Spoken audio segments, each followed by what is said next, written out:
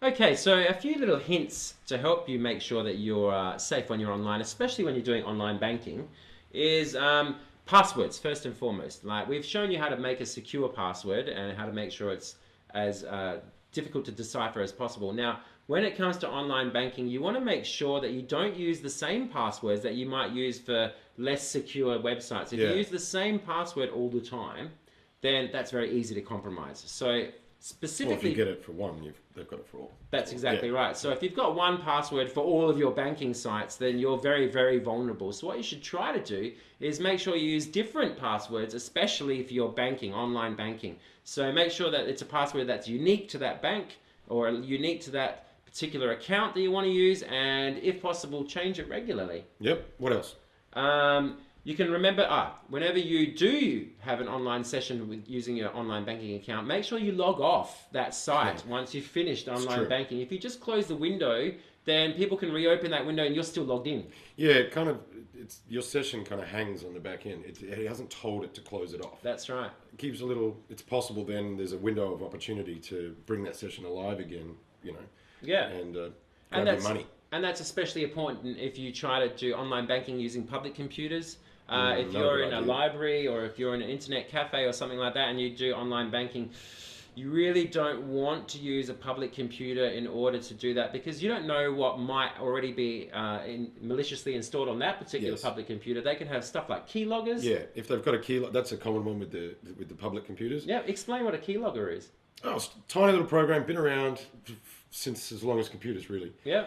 And what it does is it just remembers all the keystrokes that are put in on that computer, and it can also do the mouse clicks and other things, but it's the keys. Yeah. What it wants is the username and password, and it'll send that information somewhere.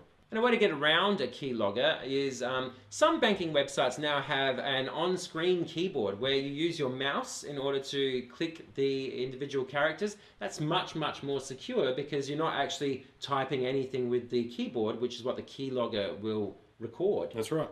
So, So they're good. yeah, I think Westpac has got an online keyboard for Yes. its accounts, Yep. and that's far more secure. And I think that all banking institutions should really utilize that policy. Mm-hmm.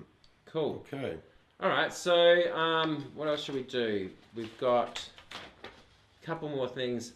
All right. Of course, make sure that your antivirus software is updated Yep. and installed. Well. Installed and updated. And then that Yeah. also goes with your operating system updates. If you're running Windows 7, make sure that Windows updates are switched on and that it's always current and up to date because they will, whenever they find security flaws within the internet browser that you're using, they will try to fix that up. And if you don't download the updates as they come, I know it's sort of sometimes can be really, really annoying. You see this update now and it might take some time or whatever, but the security considerations that are usually involved or included in those updates really make it worthwhile. So make sure your computer is always updated and always stay current.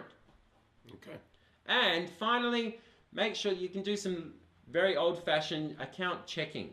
Just make sure that you are well aware of all your transactions and your accounts. Oh, of course. Yeah.